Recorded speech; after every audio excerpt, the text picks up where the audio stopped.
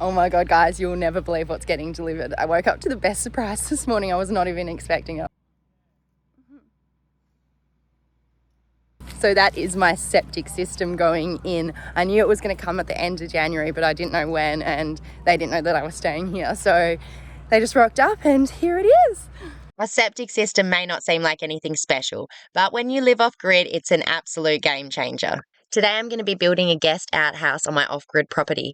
I'm Jasmine and welcome to Building a Dream, where I build my own container house on my off-grid land. This is not my car. It is currently, 40 degrees outside, and yeah, it's hot.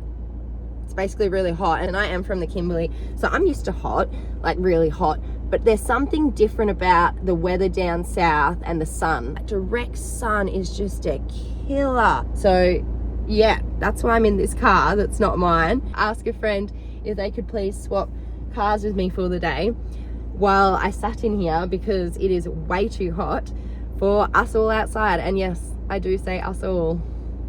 So I've got 5 animals in the car with me too. So of course, we have little Miss Django's. Django, say hi. You loving the weather in the car? Oh yeah. Then we have Django's little friend, Boof. There he is. And then I've also got, of course, we have to have the little girls. So that makes 1, 2, 3, 4. And then my last little pet. Can you see her? That's Neves. I hope you can see her then. So on the days that I couldn't borrow a car and I didn't have any aircon in my car, I actually had to pack all the animals up and do about a 4-hour trip to the coast so that we could all cool down. For anyone that's new to off-grid life, you'll know this struggle. I've only just moved to the land, so I really don't have anything set up for shade or cooling systems yet. So needless to say, if I could borrow a car, I was laughing. It's actually the day that I launched my YouTube. It's pretty crazy. Like, I literally had no experience. Didn't know I was going to do this a year ago. And if you had told me, I would have laughed. This is the journey of me knowing nothing and discovering more. And I wanted you to come along for the ride. Maybe learn some stuff too along the way, because like I've got a lot to learn. So we're going to be learning together. Hopefully inspire you to do it yourself if you wanted to.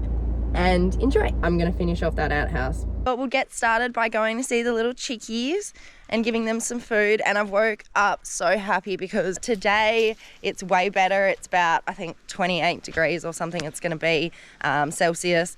So not too bad at all. So I'm going to get started on the outhouse. I'm pumped. It's a great day for it. The weather's perfect. It's fantastic. So I'm going to feed the chickies, going to go for a little walk, and then I'm going to get into the outhouse. All right, let's say hello to the chickies.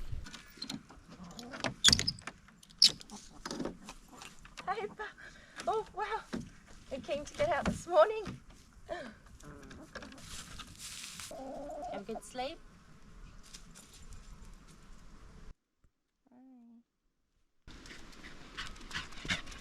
Good girl. You ready, Django? Very excited little girl here. She loves her morning walks. So basically we've got this neighbour who has, a blue heeler who Django's become quite close with. So we pick him up every morning so that he can hang out with us for the day. So he's not alone. So he just comes around with us all day and does things, and he loves it. So we'll go pick him up now.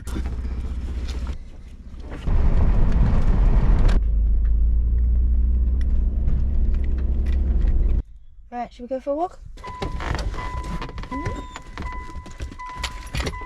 1, 2, 3. Oh!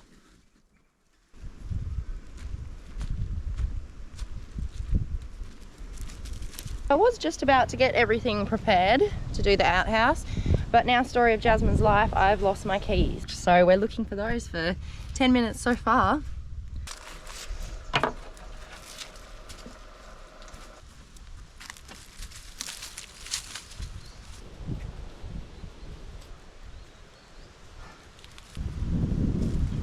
Alright, so let me just tell you why I'm making the outhouse.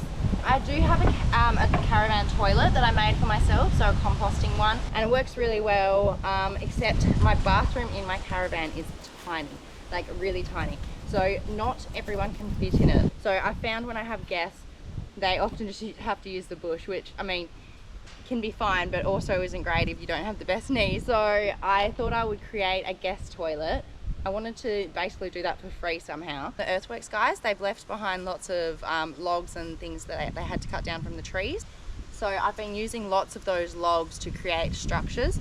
And so again, I've used these to create this structure. Dug holes, I think it was around 1 metre or so into the ground, and put these massive logs in for the framing. And I've also just used the guys that came and created the rainwater tank here. They had some leftover corrugated sheets and asked if I wanted them, and I was like, yes, definitely. I've just used them as well to put these up. So that gives us the roof and the walls. And then I've picked up this free door from Marketplace as well, which I just got some hinges for free on Marketplace as well, and Marketplace queen. Except I do just want to get some rope to wind up there, and you won't be able to see through, so it just offers a bit more privacy. The only things I have left to do are actually these pallet walls. Yeah, let's try get these walls up today. I'm gonna cut the wood that I have, and then we will sand it all back, see how much we get. I don't think it'll be much, so then we're gonna bust a pallet and see what we can get from that, and then see how much wood we come up with today. And then I might have to go find some more free pallets and stuff off Marketplace. Just want to see if this toilet box is going to fit. So I've dug a hole that's really deep, like 2 meters or so or something, so it should last for a while, but I just want to make sure that the box fits over perfectly how it should. And then I've also got like metal angle iron type things to go down the bottom so that this isn't touching the ground.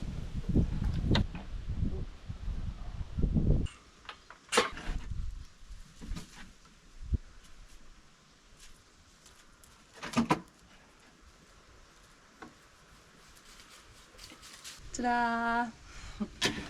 I reckon it looks pretty good. Alright, so I'm just tightening up these bolts here.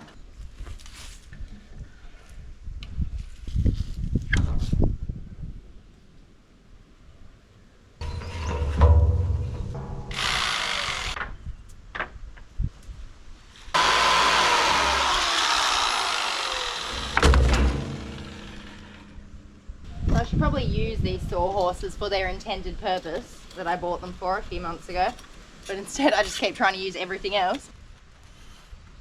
Oh boy.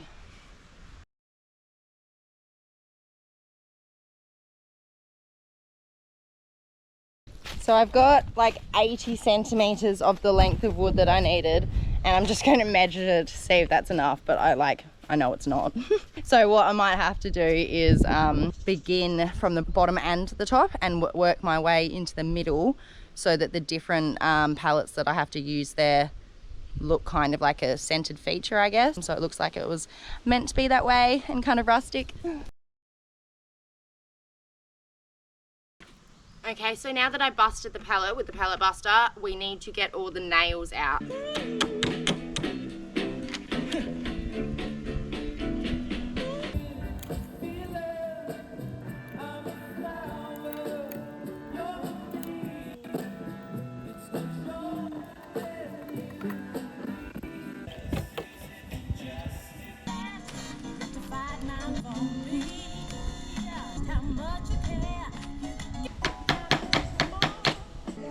Okay, so now that we've got our pallet busted and we've got all the nails out, I'm going to cut them to size like the other ones, and then I'm going to sand them all back because I haven't done the other ones yet either, and then we'll go put them up on the wall. So when you're using a jigsaw, you want to cut on the outside edge of the wood you're cutting, so the inside edge of the scrap wood.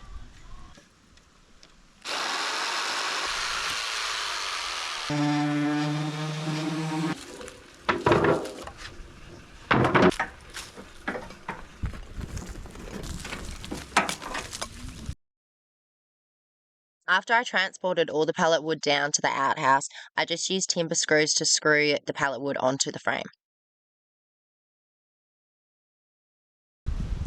I'm pretty sure I hate it. The reason I hate it is because it's the pattern that I thought I wanted to do.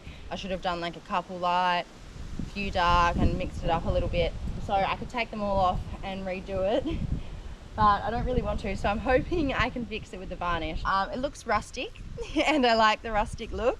But now we're going to move on to the varnish, which I've been so excited for, because I am going to be making it out of grass tree resin. So I've got about 200 or so grass trees on the property, and they can be used for so many things. So my first use is going to be the resin, and you just collect it all off and then you make it into this powder, blend it all up and mix it with methylated spirits, and then it turns into a varnish. I wish varnish was that fast to put on, but it actually took a couple of coats. The colour of the grass tree resin varnish deepens with exposure to the sun over time, and the final colour is so pretty and unique. And the guest outhouse is in use. I still need to do the final touches, but I really need to move on to these foundations because it's almost time for the containers to be delivered.